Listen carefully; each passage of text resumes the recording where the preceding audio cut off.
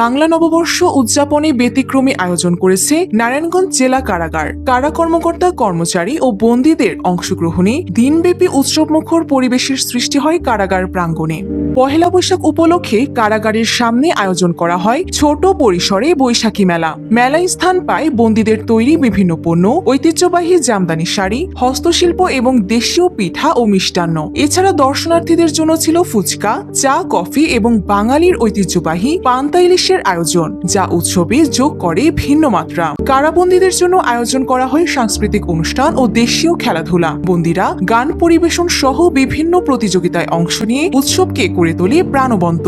বিশেষ এই দিনে বন্দীদের জন্য ছিল উন্নত খাবারের ব্যবস্থা। সকালে পান্তা ইলিশ, দুপুরে পোলাও ও মুরগির রোস্ট, আর রাতে পরিবেশন করা হয় ভাত, আলুর দম ও রুই মাছ ভাজা।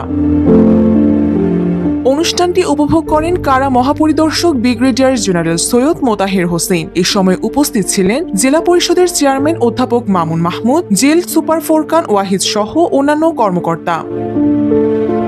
বর্ণাঢ্য এই আয়োজনের মধ্য দিয়ে কারাগারের ভেতরেও ছড়িয়ে পড়ে বাংলা নববর্ষের আনন্দ ও উৎসবের আমেজ।